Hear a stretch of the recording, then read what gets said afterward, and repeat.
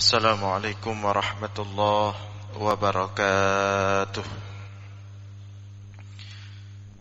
Alhamdulillahil wahidil ahad, al-fardis samad, alladzi lam yalid wa lam yulad wa lam yakul lahu kufuwan ahad. والذي ليس كمثله شيء وهو السميع البصير. اللهم صل وسلم وبارك على سيدنا ومولانا محمد الذي أرشد الناس إلى توحيد رب العباد. Allahumma wa ala alihi wa sahbihi ajma'in, amma ba'd. Puji beserta syukur senantiasa selalu kita persembahkan kepada Allah Subhanahu wa ta'ala, Tuhan yang esa pada zatnya, yang esa pada setiap sifat-sifatnya, yang esa pada setiap af'alnya. Tidak ada satupun makhluk yang serupa dengannya dalam bentuk apapun. Selawat beriringkan salam juga kita sampaikan kepada baginda Rasulullah sallallahu alaihi wasallam, kepada seluruh keluarga dan sahabat-sahabatnya sekalian. Hadirin jamaah sekalian beserta para pendengar dimanapun berada yang dimuliakan Allah, kembali kita dalam ulasan singkat tentang ilmu tauhid. Pada subuh yang berbahagia ini kita akan melihat keagungan tauhid dari sebuah ungkapan Rasulullah sallallahu alaihi wasallam yang sering Rasulullah ungkapkan kepada salah seorang sahabatnya, yaitu Bilal bin Rabah radhiyallahu taala anhu. Ungkapan yang sering Rasulullah ucapkan itu adalah arihna biha ya Bilal. Arihna biha ya Bilal. Arihna biha ya Bilal. Ungkapan ini sering Rasulullah ucapkan kepada Bilal bin Rabah setiap mau masuk waktu salat, atau setiap tibanya waktu salat. Apabila tiba waktu salat, Rasulullah panggil Bilal dan mengatakan arihna biha ya Bilal. Nah, apa arti arihna biha ya Bilal? Ada beberapa ungkapan yang mirip dalam beberapa hadis. Di antaranya arihna biha ya Bilal, juga di antaranya arihna bis salah ya Bilal, atau arihna ya Bilal bis salah. Artinya arihna biha ya Bilal, wahai Bilal, buatlah kami beristirahat dengan salat. Buatlah kami beristirahat dengan salat. Artinya, wahai Bilal, sudah tiba waktu salat, azankanlah salat biar kami dapat beristirahat. Maka dari ungkapan ini Rasulullah menyampaikan kepada kita bahwa salat itu adalah kesempatan kita untuk beristirahat. Maka pertanyaannya, kenapa Rasulullah memaknakan salat sebagai media untuk beristirahat?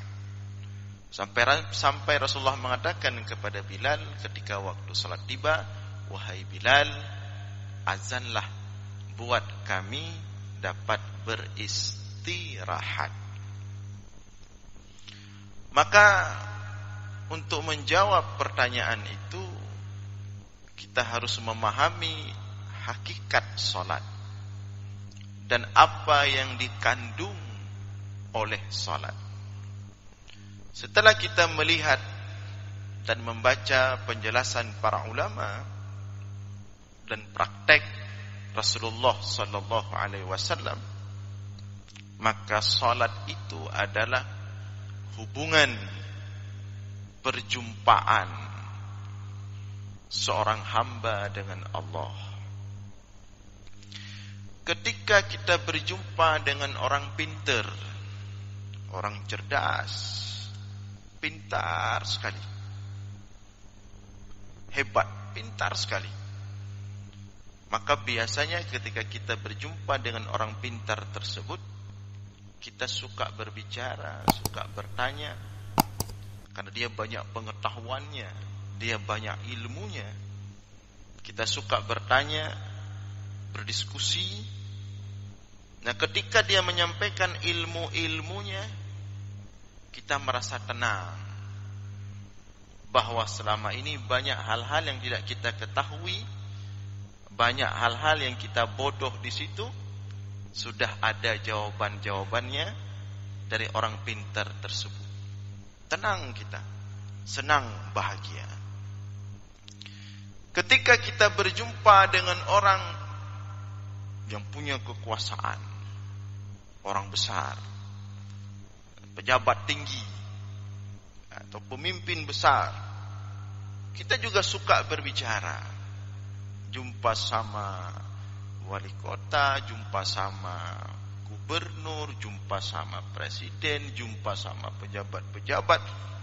Kita juga suka berjumpa dengan mereka, menyampaikan perihal kita, bahwa di sana ada hal-hal yang tidak terselesaikan dengan baik, dan kita meminta kepada mereka untuk menyelesaikannya.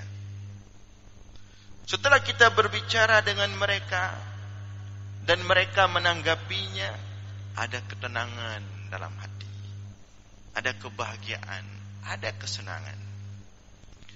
Ketika kita berjumpa dengan orang yang kita cintai, kita berjumpa dengan orang yang sangat kita cintai sekali, ya, dengan orang yang sangat kita cintai, kita sangat senang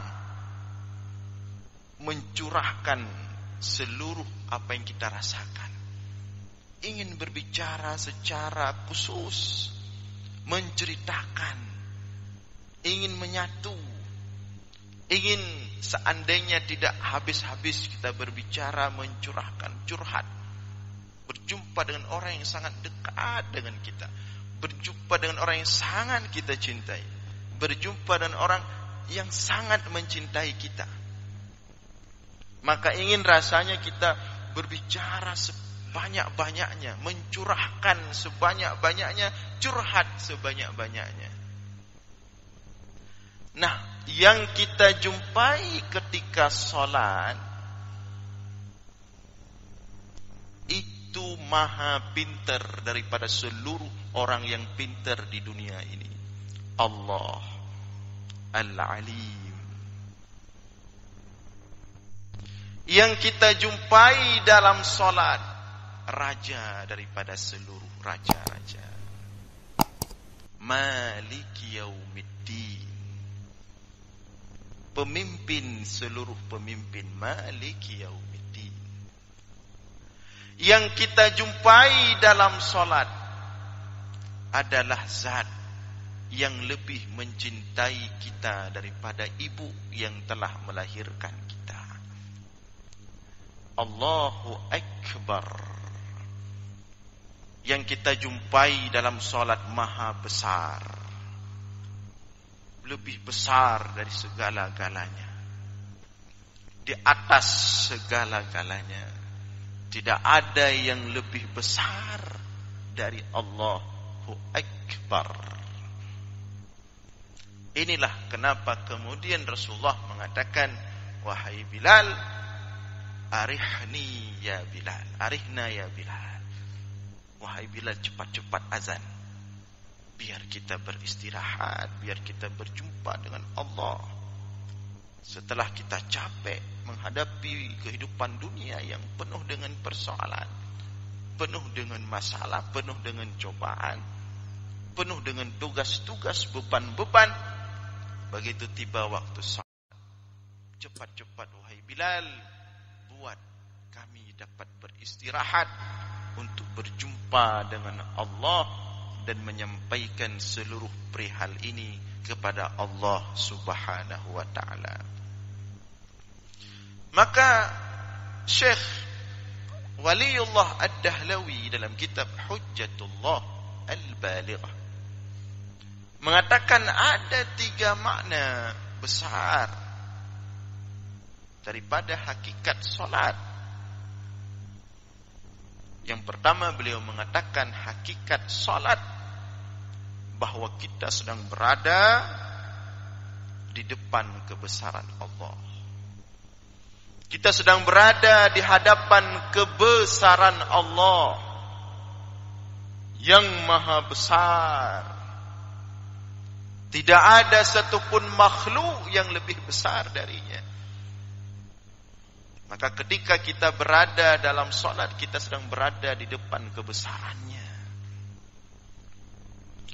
Makna hakikat kedua daripada solat, kita sedang berada dalam kondisi paling kecil di hadapan kebesaran Allah. Fi dhillah, paling kecil, paling rendah. Tidak ada arti apa-apanya. Kita sedang berada di depan Zat yang maha besar. Maka ketika itu kita sedang dalam posisi sangat kecil. Apa-apanya. Hakikat solat yang ketiga, kita meletakkan bagian tubuh yang paling mulia yang kita miliki ke tempat yang paling rendah di bumi, dan kita mengangkat bagian tubuh yang paling rendah kita miliki setinggi-tingginya. Itulah sujud. Nah, itulah hakikat salat yang ketiga. Kita meletakkan bagian tubuh yang paling mulia, wajah, kepala. Di mana kita letakkan? Di bagian terendah daripada bumi kita berpijak. Kita letakkan dia ke lantai, tempat biasanya kotor, sampah dibersihkan. Kita letakkan kepala ini, kita letakkan wajah ini ke tempat paling bawah. Dan kita angkat bagian tubuh yang paling rendah, mungkin yang paling jelek daripada tubuh kita, setinggi-tingginya. Maka dalam Al-Quran, dalam hadis, banyak sekali salat diungkapkan dengan sujud, dengan ruku'. Warka'u ma'ar raki'in. Ruku'lah bersama orang-orang ruku'. Artinya salat. A'inni ala nafsika bikasratis sujud. Bantulah aku untuk dapat menyelamatkanmu di hari akhirat dengan banyak sujud. Artinya solat. Karena ruku' dan sujud itulah inti daripada solat. Nah, hadirin sekalian yang dimuliakan oleh Allah, maka ketika kita solat, kenapa Rasulullah ungkapkan itu sebagai istirahat? Karena ketika kita solat, pada hakikatnya kita sedang berjumpa dengan Allah Subhanahu wa ta'ala. Sebelum kita berjumpa dengan sebenar-benarnya dengan Allah, nanti kelak di hari akhirat. Karena perjumpaan yang paling nikmat itu perjumpaan dengan Allah. Di akhirat itu nikmat surga belum sempurna sebelum melihat Allah, zat yang kita sembah selama ini di dunia. Maka ketika Allah menggambarkan tentang surga, kenikmatan yang Allah berikan kepada ahli surga, Allah katakan waziyadah, ada nikmat yang lebih daripada surga. Apa yang lebih itu? Melihat Allah, berjumpa langsung dengan Allah, zat yang kita sembah di dunia ini. Nikmat yang paling besar. Nah, sebelum nikmat yang paling besar itu berjumpa langsung dengan Allah, kita diperjumpakan di dunia melalui salat.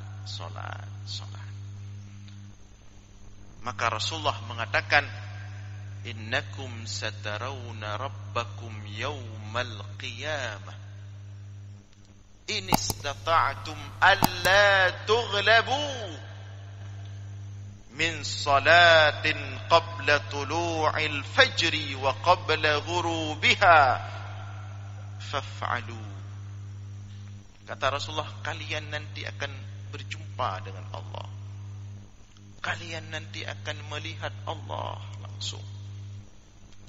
Dan itu kenikmatan paling besar. Maka bagaimana caranya? Caranya ini istata'tum, berusahalah mulai di dunia sering-sering berjumpa dengan Allah dalam salat. In istata'tum alla tughlabu, apabila kalian bisa berusaha tidak dikalahkan daripada bangun subuh dan salat subuh qabla tulu'il fajri, tulu'il syams, sebelum terbit matahari, wa qabla ghurubiha, dan sebelum terbenam matahari salat maghrib, isya. Faf'alu, lakukanlah. Kalau bisa berusahalah, jangan kalah. Alla tughlabu, jangan kalah daripada salat subuh. Kuatkan diri, jangan tinggalkan salat subuh. Jangan kalah, kuatkan diri, jaga salat maghrib, salat isya, dan tentunya seluruh salat. Dengan begitu, innakum satarawna rabbakum yawmal qiyamah, insyaallah, kata Rasulullah, kalian akan berjumpa dengan Allah di hari akhirat. Melalui perjumpaan-perjumpaan sekarang ini. Seperti barusan kita salat subuh, sangat nikmat sekali. Dalam hadis yang lain datang seorang sahabat kepada Rasulullah, ya Rasulullah, aku ingin di hari akhirat bisa mengumpul bersamamu, wahai Rasulullah. Kata sahabat ini, wahai Rasulullah, ketika di dunia saat aku melihatmu itu sangat nikmat, wahai Rasulullah.